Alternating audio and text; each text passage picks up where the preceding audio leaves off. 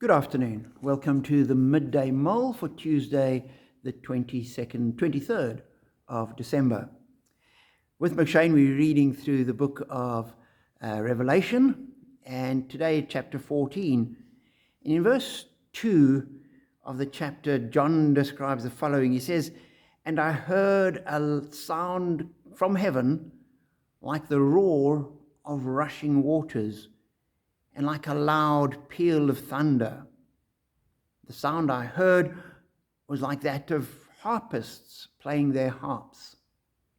And they sang a new song before the throne and before the four living creatures and the elders." Now, as I read that, my mind just kind of stopped working, because you've got these two such different sounds.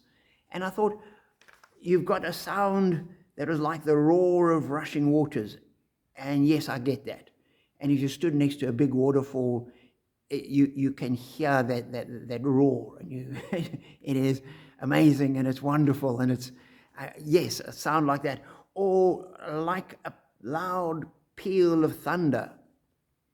And living on the Witwatersrand, where we have these dramatic electric storms, yes, lightning and thunder, we know that, and we know either a loud clap of thunder right near us, or else this rumble of thunder that goes on and on and on and rumbles through the sky, and it just almost shakes your body.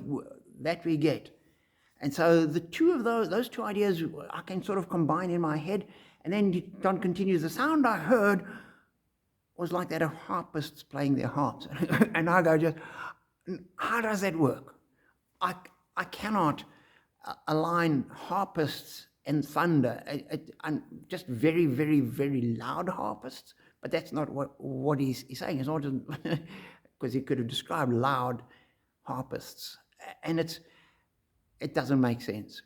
And it just reminded me, John's describing a heavenly reality, a reality that is outside of this universe, and a reality that is beyond our experience and beyond the language we have and beyond anything that we can use to describe it.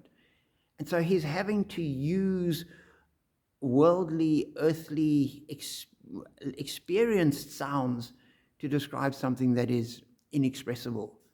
And I thought, my goodness, I would long to look forward, or I long to get to heaven. I look forward to being there and hearing the sound and suddenly go, yes, he described it accurately. But I cannot comprehend or imagine what it would be like here on earth.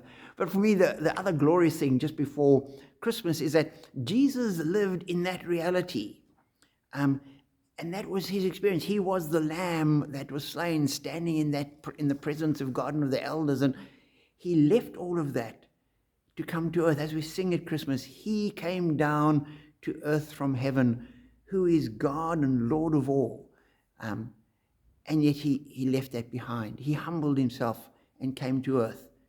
And in that way, the incarnation is God reaching into our world to save us, reaching into our world in a way that we can get our heads around, that we can understand, reaching into our world in a way that will make sense, that we can latch onto almost, and that he can draw us to himself, redeem us, and fit us for heaven.